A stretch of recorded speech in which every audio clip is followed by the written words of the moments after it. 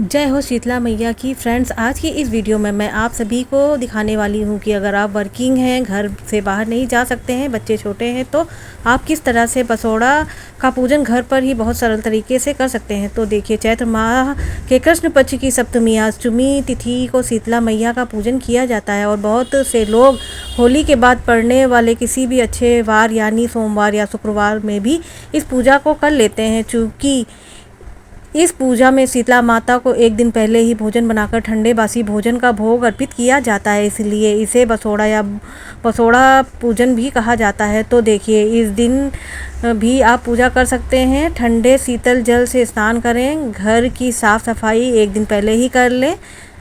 उस दिन आपको घर में झाड़ू पोछा वगैरह नहीं लगाना है और एक साफ़ सुथरी जगह चुनकर पानी या गंगा जल का छींटा देकर, अगर साफ़ सुथरी जगह मिल जाए तो वहाँ पर आप जो है थोड़ा सा उसको पवित्र कर लीजिए और वहाँ पर गंगा जल या शुद्ध जल का छींटा लगाकर जो है वहाँ पर एक स्वास्तिक बना लीजिए हल्दी का।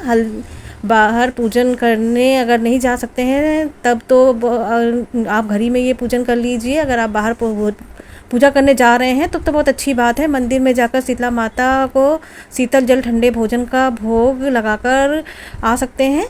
यह पूजा आप घर पर भी बहुत आसानी से कर सकते हैं, जिसके लिए आपको हल्दी से स्वास्तिक बना लेना है। शीतला माता के पूजन में हल्दी का विशेष महत्व होता है। हल्दी जो है ना, वह एंटीबायोटिक होती है, प्रॉपर्टीज़ से भरपूर मानी गई है, जो कि रोग प्रतिरोधक क्षमता को बढ़ाती है और शीतला माता वैसे भी रोग नाशनी देवी मानी जाती हैं। तो यहाँ पर हमने स्वास्तिक बना लिया है। अब इसके ऊपर चौकी या पटरा रख लें।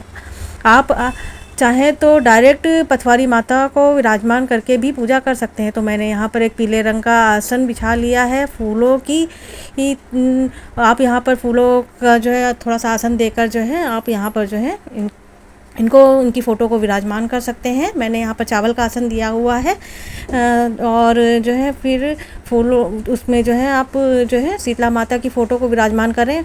मेरे पास जो है फ़ोटो थी तो मैंने उसको विराजमान किया हुआ है और मेरे पास हनुमान जी और भैरव बाबा इसमें विराजमान नहीं हैं। अगर आपके पास हो तो उनका भी आप टीका कर लीजिएगा। पहले इनको गंगा जल मिले पानी से थोड़ा सा स्नान करा दीजिएगा। गंगा जल मिले पानी से जब स्नान आप कराइएगा तो उसके बाद फिर इनको जो है हल्दी से जो है इनको चंदन वंदन से टीका नहीं करना है, ना ही कुमकुम से इनका टीका करना है। शीतला माता को आज के दिन हल्दी का टीका किया जाता है। तो जितने भी फ़ोटो में जो चीज़ें विराजमान हैं, जैसे कि शीतला माता हैं, उनका गधा हो गया है और जो भी चीज़ें हैं, उनकी झाड़ू है, कलश है, उन सब पे जो है हमें हल्दी का टीका लगाना है। और फिर उसके बाद जो है हमने जो है एक व्रत कथा रखी, इस पर भी मैंने टीका कर दिया था हल्दी का। फिर घड़े को हमें एक शुद्ध घड़ा लेना है, मतलब घड़ा क्या, मुझे घड़ा नहीं मिला हुआ था तो फिर जो है मैंने मिट्टी का एक छोटा सा कलश टाइप का था वो ले लिया था, कुल्हड़ टाइप का। और जब मैंने फ़ोटो को स्नान करा दिया था उसके बाद इनको हल्दी का टीका लगा दिया था। हल्दी का टीका लगाने के बाद वस्त्र रूपी इन पर मैंने कलावा चढ़ा दिया था। मेरे पास चुन्नी थी तो मैंने चुन्नी भी माता को चढ़ा दी थी। आपके पास अगर नहीं है तो कोई बात नहीं है, कलावा रूपी वस्त्र जो है मैंने माता को चढ़ाया था। ये भी जो है कलावा जो है वो वस्त्र का ही काम करता है। उसके बाद इनको भोग प्रसाद चढ़ा देंगे और जो है जो बड़कुल्ले होते हैं होली में जो है रखे जाते हैं उनको भी हम रख देंगे। मेरे पास थे नहीं तो मैंने थोड़ा सा वो जो कंडे हमारे यहाँ कहा जाता है, कंडा बोलते हैं उसको रख दिया था मैंने। और थोड़ा सा मैंने यहाँ पर फूल वूल भी सब चढ़ा दिया था। और जितना भी आपसे बन सके उतने पकवान आप एक दिन पहले रात में बना लीजिएगा, क्योंकि ठंडे भोजन का ही भोग लगता है माता को। तो सबसे मेन होता है दही और चावल। दही भी ठंडा होता है और मीठे चावल आप चाहें तो चीनी के चावल बना सकते हैं या गुड़ के चावल बना सकते हैं। दक्षिणा रूपी आप कुछ जो है यहाँ पर दक्षिणा रख दीजिएगा। और हल्दी से सभी को तिलक करने के बाद माता को भी हम तिलक कर लेंगे। सभी उनकी जितनी सवारी हैं और उनके जो जितनी भी चीज़ें हैं सब पर हल्दी से हम टीका कर लेंगे। और अगर आपको नीम का एक ली मिल जाए तो उसको भी आप यहाँ पर रख सकते हैं। नीम का भी शीतला माता की पूजा में विशेष महत्व होता है। अब यहाँ पर जैसे मैंने बताया है, फूलों की तासीर थोड़ी ठंडी मानी जाती है, तो यहाँ पर फूल भी मैंने माता को चढ़ा दिया है।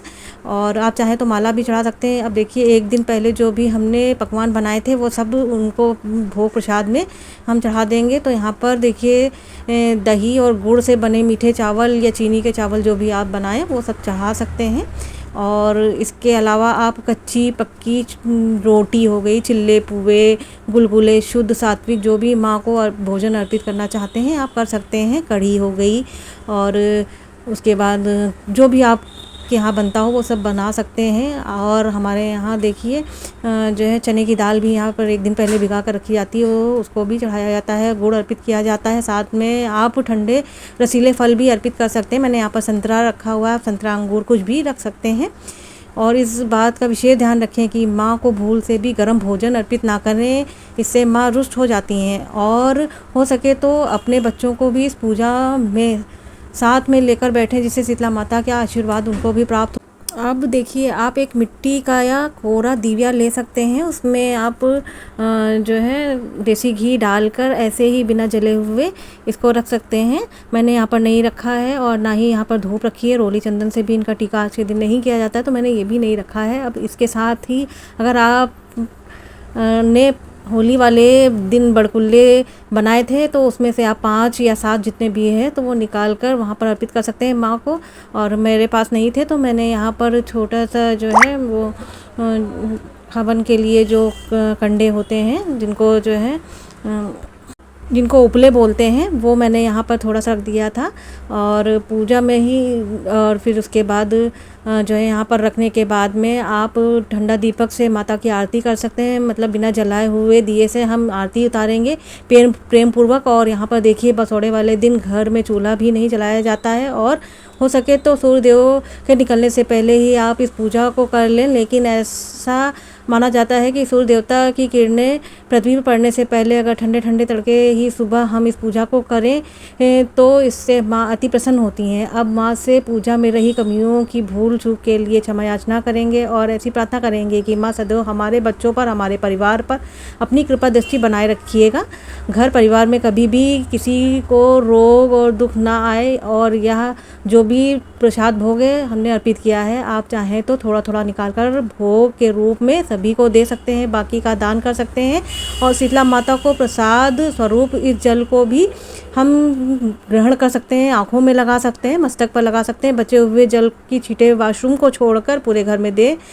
और बचा हुआ जल आप चाहें तो तुलसी के गमले में डाल सकते हैं। इस माला को, जो आपने फूल और माला यहाँ पर चढ़ाई हुई हैं, इनको गमले में डाल दीजिए, खाद स्वरूप हो जाएंगी।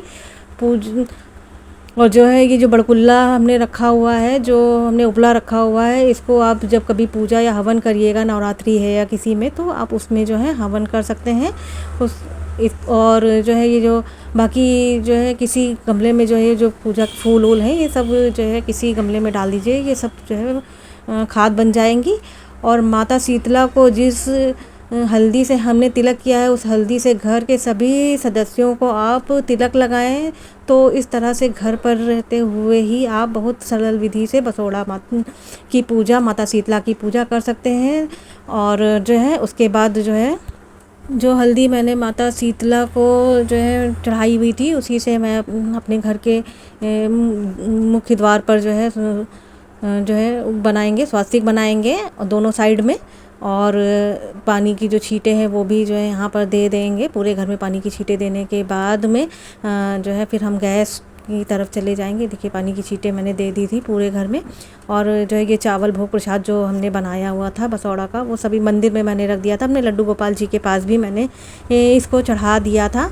और ये देखिए, मैंने अपने लड्डू गोपाल जी के पास भी रख दिया था। और एक इसी जो है हल्दी से मैंने गैस पर भी अपने स्वास्तिक बना दिया था। और एक जो है छोटी सी दियाली में मैंने जो है जो चावल मीठे थे उसको भी बनाकर जो है यहाँ पर अपने गैस पर रख दिया था। तो उम्मीद करती हूँ बसौड़ा पूजा की यह सरल सी विधि आप सभी को पसंद आई होगी। यदि मेरी यह वीडियो आपको अच्छी लगी हो तो मेरे वीडियो को लाइक करिएगा, मेरे चैनल को सब्सक्राइब करिएगा। मिलते हैं इसी तरह की नेक्स्ट वीडियो में, तब तक के लिए जय श्री कृष्णा, राधे राधे। माता शीतला का सभी पे आशीर्वाद बना रहे। जय माँ शीतला।